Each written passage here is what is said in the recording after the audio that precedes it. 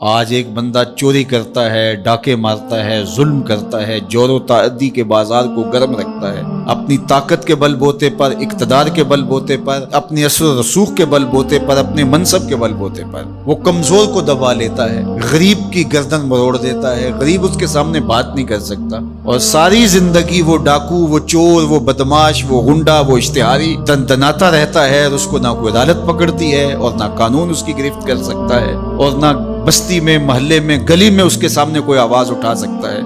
اور کمزور ساری زندگی پسا رہتا ہے۔ اور مرنے کے بعد اس لیے وہ عدالت رکھی گئی ہے۔ اللہ تعالیٰ نے قرآن مجید میں ارشاد فرمایا قیامت کے دن کیا ماننے والے اور انکار کرنے والے دونوں، کیا ہم ان کے ساتھ ایک جیسا سلوک کریں گے؟ ما لکم کیف تحکمون، یہ تم کہاں سے فیصلہ لائے ہو؟ یہ بات تم نے کہاں سے گھڑ لی ہے؟ مرور زمانہ کے ساتھ جو مسلسل مشق ہوتی ہے تمہاری اس دنیا کے اندر، اس سے تم سمجھتے ہو کہ ایسا ہوگا، لیکن ایسا ہوگا نہیں۔ وہ ایک الگ نظام ہے، اور اس نظام میں آپ کو ایک ایک چیز اللہ کے حضور لے کے پیش ہونا ہوگا۔ تو کہا واتقوا یوما، اس دن سے ڈرو، لا تجزی نفس عن نفس شیئا، کوئی جان کسی جان کی جزا نہیں بنے گی، کوئی جان کسی جان کا بدلہ نہیں بنے گی کہ اس جگہ مجھے رکھ لو۔ کوئی بننا بھی نہیں چاہے گا، اگر کوئی بنانا بھی چاہے تو کوئی بننا ہی نہیں چاہے گا۔ یوم یفر المرء من اخیہ و امہ و ابیہ، اس دن باپ بھی کہے گا کہ میں اس کا ذمہ دار نہیں ہوں، بیوی کہے گی میں اپنے شوہر کی ذمہ دار نہیں ہوں، بیٹا کہے گا میں اپنی ماں کا ذمہ دار نہیں ہوں، ماں کہے گی میں اپنی بیٹی کی ذمہ دار نہیں ہوں، اور وہ ایک دوسرے سے جان چھڑا رہے ہوں گے۔ جب ماں بھی جان چھڑا رہی ہوگی، بتائیے وہ دن پھر کس طرح نفسی نفسی کا ہوگا۔ آج کی تاریخ میں سارے لوگ میدان چھوڑ کے بھاگ جائیں، لیکن ماں جو ہے وہ جلتی ہوئی آگ میں بھی کود جاتی ہے اپنی اولاد کے لیے، لیکن وہ دن اتنا سخت ہوگا کہ ماں بھی چھوڑ دے گی، ماں بھی کہے گی یہ اس سے پوچھو، میں اس کی ذمہ دار نہیں ہوں۔ اللہ اکبر۔ تو کہا وہ دن آنے والا ہے، آج تم نے دنیا کے اس رویے سے اور اس طرز زندگی سے، اور جو تم زندگی گزارتے ہو اس سے تم نے یہ نتیجہ نکال لیا ہے کہ آخرت میں بھی ایسے ہی چلے گا، تو ایسے نہیں ہے۔ اور اگر آپ ناراض نہ ہوں، بعض اوقات خوش آمدی مریدین پیروں کو اس قدر کہتے ہیں کہ آپ تو بخشے ہوئے ہیں، آپ تو کامل ہیں، اور آپ تو پہنچے ہوئے ہیں، اور وہ سن سن کے بچپن سے جب آنکھ کھولتا ہے وہ شہزادہ آغوش مادر سے جب نکل کے وہ خانقاہ کے ماحول میں آتا ہے،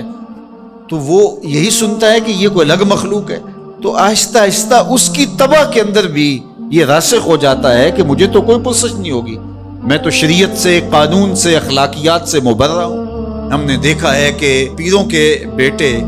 بالکل نوخیز بچے بوڑھے سفید داڑھیوں والوں کی تذلیل کر رہے ہوتے ہیں اور ان کو غلاموں کی طرح سمجھ رہے ہوتے ہیں۔ ان کا خیال ہے کہ ہم ان کے اوپر جو ہے وہ کوئی حاکم بن کے آئے ہیں۔ یہی سیاستدانوں کا حال ہے، یہی باقی طبقات کا حال ہے۔ تو وہ ماحول ایسا ان کو دیا جاتا ہے، اور وہ پھر آہستہ آہستہ یہ سمجھتے ہیں کہ ہم تو بخشے ہوئے ہیں، اور ایسا ہوتا ہے کہ وہ بیچارے دعا سے بھی محروم ہو جاتے ہیں۔ میں نے دیکھا ہے کہ جب لوگ فوت ہوتے ہیں تو بالخصوص جو اس طرح کا ماحول ہوتا ہے وہاں، تو وہاں پیر صاحب کے لیے مغفرت کی دعا نہیں کی جاتی، ان کے وسیلے سے اپنے لیے دعا کی جاتی ہے۔ تو یار کیسی محرومی ہے کہ جو دعائیں مغفرت کی، غفران کی، باوجود کے پیغمبروں کے دامن پہ کوئی گناہ کا دبا اور داغ نہیں تھا، لیکن اللہ سے وہ استغفار بھی طلب کرتے رہے اور اپنے لیے غفران و رحمت کی دعائیں بھی مانگتے رہے۔ اصحاب پیغمبر، اولاد رسول سب یہ کچھ کرتے رہے، لیکن آج جو ہے وہ مجھے اچھی طرح یاد ہے کہ ایک دفعہ ہم کہیں فاتحہ پڑھنے گئے، بہت پرانی بات بھی نہیں ہے، کوئی 10 سال پرانی بات ہوگی، تو وہ جو صاحب فوت ہوئے تھے تو میں نے غفران و مغفرت کا کوئی لفظ کیا، تو میری طرف بڑی تیکھی نظروں سے لوگ لکھنے لگے، یعنی کیا آپ ان کے لیے مغفرت کی دعا کریں گے؟ یعنی یہ تو بخشے ہوئے ہیں۔ میں اور آپ کسی کے لیے